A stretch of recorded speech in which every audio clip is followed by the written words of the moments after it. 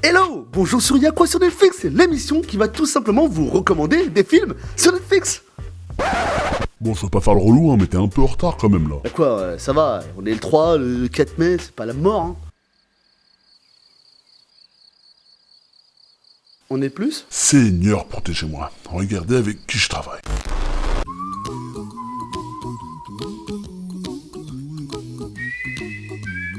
Et oui, c'est nouveau, nous avons aujourd'hui, ce mois-ci, la recommandation mystère. Il y a effectivement un film recommandé qui est sur l'écran là-bas au fond. Et celui qui trouve, je lui donne ma chaîne. Celui qui trouve le film là-bas, je lui donne ma chaîne. Ouais, je lui donne ma chaîne direct. Tiens, ce sera pour lui. Donc toutes les personnes qui trouvent le nom de ce film, n'hésitez pas à le mettre en commentaire. Et là, on enchaîne avec les films de ce mois-ci.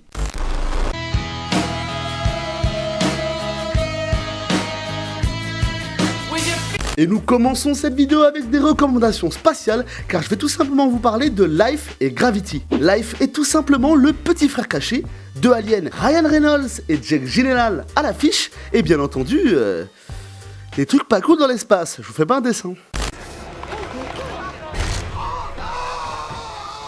Et le prochain film spatial que je vous recommande est le film Gravity de Alfonso Cuarón. Donc c'est un film avec George Clooney qui se passe dans l'espace et enfin bref, c'est un chef-d'œuvre le bordel, c'est magnifique et il a pas vieilli d'un centimètre. Donc je vous le recommande. Et avec ces deux films, je peux vous dire une chose, accrochez-vous parce que ça commence fort.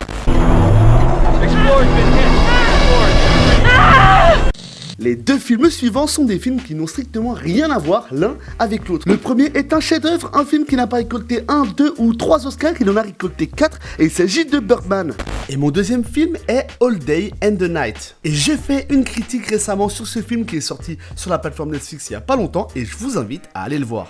Avec nos deux prochains films, nous allons tout simplement mettre un pied dans l'horreur. Je vais parler de Get Out et de World War Z. World War Z de l'horreur, n'importe quoi. Tu peux me laisser travailler ou pas là, je suis des gens, tu comprends ou pas? Non mais je suis désolé, je peux pas te laisser dire n'importe quoi non plus. Vérité.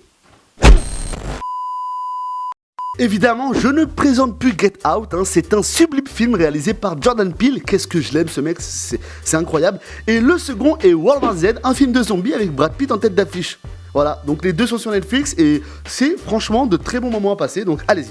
Alors d'ailleurs, petite parenthèse, hein, sur mon duel de films World War Z vs 28 jours plus tard, vous avez dit que World War Z était meilleur, mais vous êtes des malades. Jamais de la vie. Voilà, 28 jours plus tard c'est mieux, je vous le dis moi. Bande de fous va. Et d'ailleurs au passage, pour ceux qui ne savent pas, vous pouvez nous rejoindre sur Instagram, il y a des duels de films, on discute, il y a plein de trucs, il y a des recommandations encore, donc n'hésitez pas à venir. Voilà, c'est cool.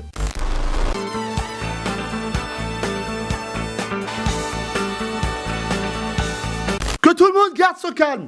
Nous allons aujourd'hui parler de télé-réalité. Non, j'ai dit on garde son calme. Voilà, la télé-réalité, c'est bien, parce que je vous parle pas de n'importe quelle télé-réalité, quand même. Je vous parle de Terrace House. Et oui, Terrace House est tout simplement une télé-réalité japonaise qui est totalement unique et c'est très loin de ce qu'on peut voir ici en France. Nous allons suivre un groupe de 6 japonais qui décident de vivre ensemble et qui évoluent tout simplement dans leur vie quotidienne. Donc oui, vous avez bien compris, on les voit aller au travail, revenir, rentrer chez eux. Alors dit comme ça paraît super nul, mais je vous assure que c'est pour tous ceux qui aiment la culture japonaise, c'est ultra, mais ça rend ultra addict. Et tout de suite, voici un élément de comparaison pour vous. Voilà ce qui se passe quand dans Terrace House, un habitant découvre la maison pour la première fois.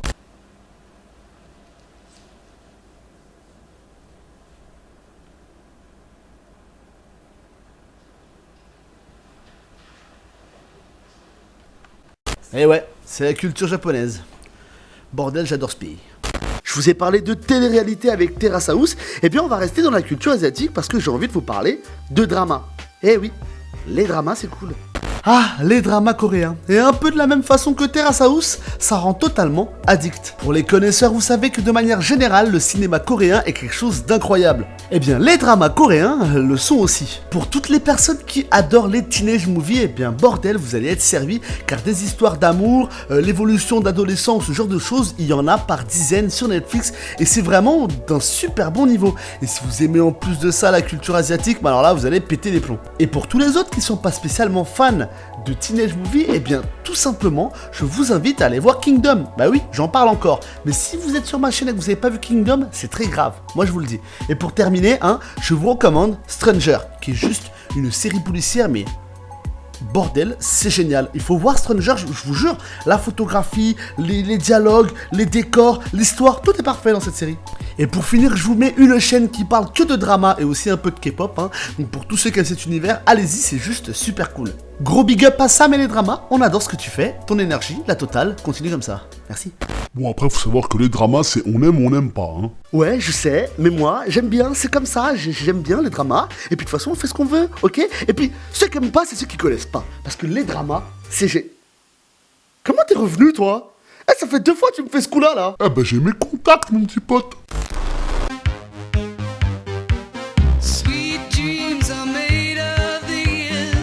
Et nous sommes déjà à la section animation, voilà, c'est presque la fin, et j'ai envie de vous parler de 2 films d'animation. Enfin, il y a une série d'animation et un film, c'est pas pareil, mais c'est quand même cool. Mon premier film est Devilman Crybaby. Ouais, j'ai un accent anglais de ouf, je sais, mais c'est génial, franchement c'est génial. Le type d'animation est aussi assez original, c'est un peu unique, c'est pas que je trouve à tous les jours.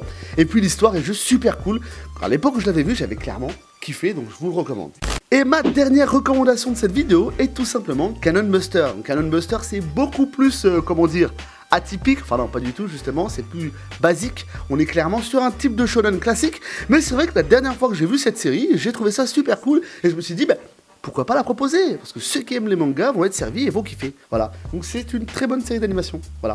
Écoutez, sur ce on arrive à la fin de cette vidéo, hein. Et bien entendu, si tu as trouvé le nom de ce film, mets-le en commentaire, tu peux gagner une chaîne de 3700 abonnés, c'est pas mal quand même, c'est cool. Et voilà, c'est la fin de la vidéo, chers clients, on se retrouve prochainement, du moins pour le mois prochain, pour Y'a quoi sur Netflix en juin, et cette fois-ci je serai à l'heure, enfin au jour plutôt.